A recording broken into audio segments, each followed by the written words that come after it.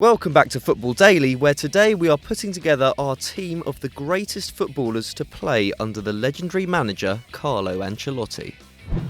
Goalkeeper, Iker Casillas.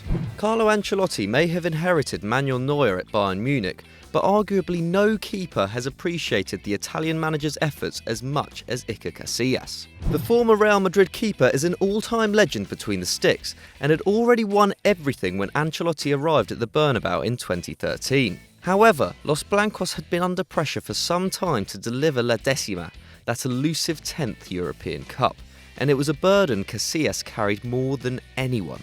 The Real captain was nearing the end of his Madrid career, and Diego Lopez took his place in goal for much of the season. But Ancelotti retained Casillas for Champions League games, and the man dubbed Saint Iker led the side out for their historic final showdown with rivals Atletico. As we all know, Los Blancos snatched a thumping victory from the jaws of defeat, and Iker got his hands on the big ears for the third time in his career.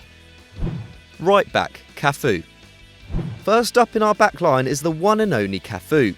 Widely regarded as one of the greatest right backs of all time, the former Brazil captain was snapped up by Ancelotti for Milan back in 2003.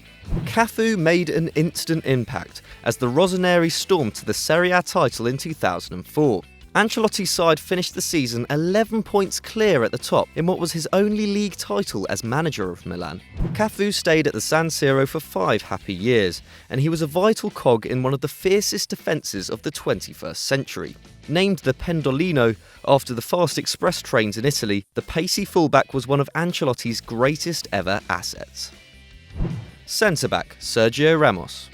Back to Madrid now, and another important figure in the club's La Decima quest under Ancelotti.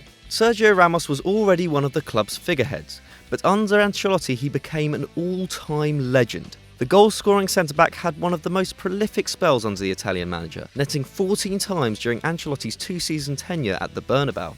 But it was the timing of his goals which was important.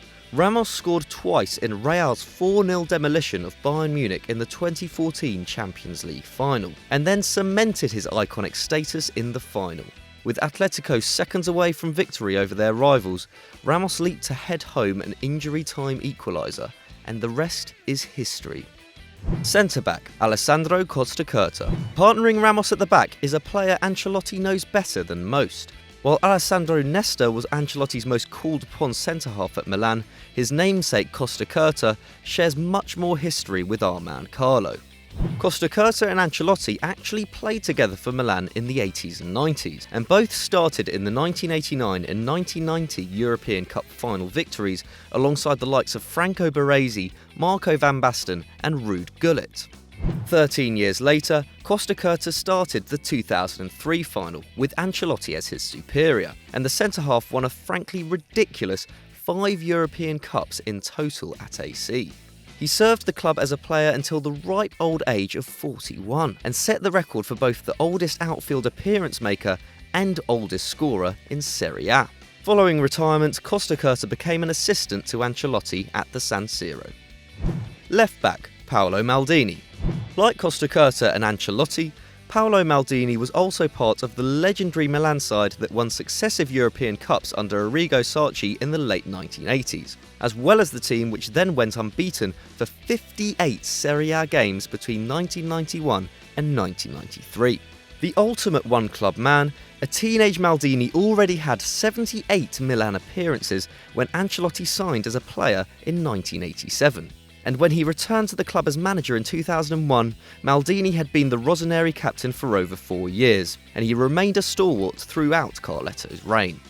Under Ancelotti, Maldini led the side to 3 Champions League finals in just 5 years, winning the prestigious trophy in 2003 and 2007. The legendary defender hung up his boots in 2009, the same season that Ancelotti resigned from the club, and he ended his career with over 1,000 professional appearances, with 902 of those coming for Milan. Midfielder, Andrea Pirlo. Anchoring our midfield is the ultimate midfield anchorman, Andrea Pirlo was one of Italian football's brightest prospects, but after being signed up by Inter Milan from Brescia in 1998, could not break into the first team. Fatih Terim came to the rescue and brought the young midfielder to rivals AC in 2001. And when the Turkish manager was replaced by Carlo Ancelotti just months later, it was the start of a fruitful relationship. Ancelotti helped Pirlo to transition from his more attacking roots and establish himself as one of the world's most revered deep-lying playmakers, and he won 2 Champions Leagues, a Serie A and a World Cup in the space of just 4 years. Pirlo credits Ancelotti with transforming his career, and later said that meeting him was like rediscovering his father again. Isn't that nice? Midfielder, Thiago Alcantara.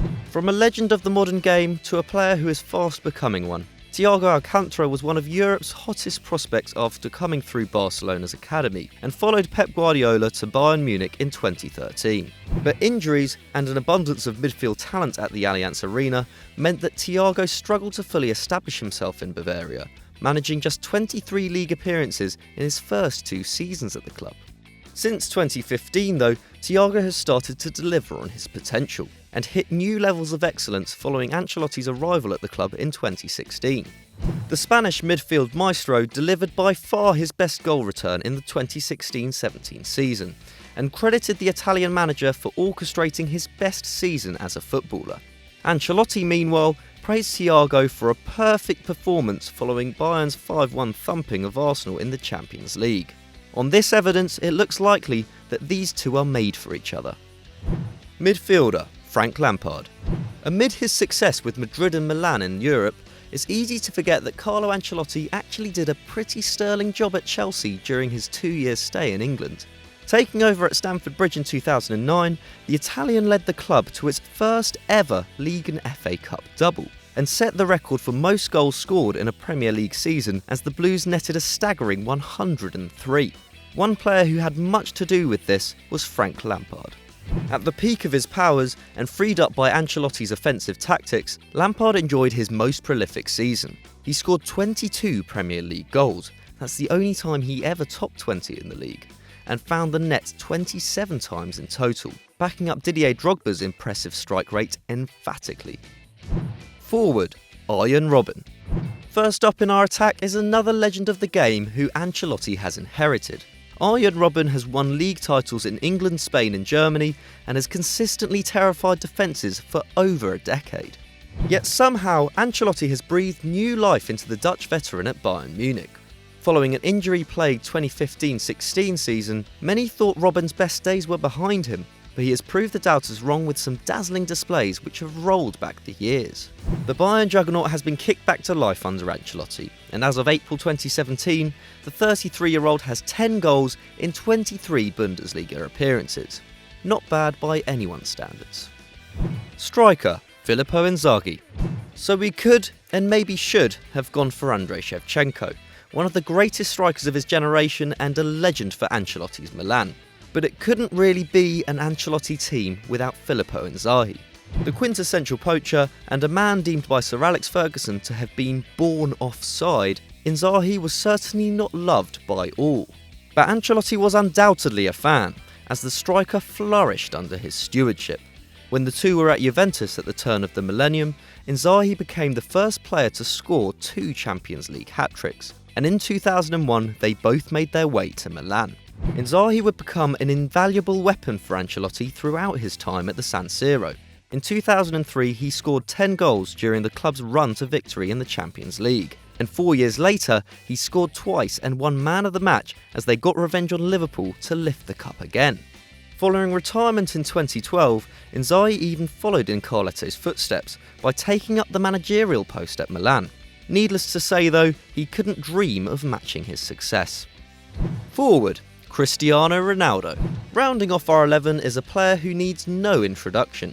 Even in a team as talented as this, Ronaldo stands out for his remarkable scoring record and plethora of trophies. Carlo Ancelotti was lucky enough to have the Portuguese magician when he was at his most lethal. During the Italians' 2-year reign at the Bernabeu, Ronaldo found the net 112 times. Yes, you heard correctly, in what was the most prolific period in the forward's career. Ronaldo enjoyed a close working relationship with Ancelotti and benefited from the freedom the Italian manager granted him in attack. Along with Karim Benzema and Gareth Bale, Ronaldo helped power Real Madrid to La Decima, as Ancelotti masterminded one of his fiercest Champions League sides.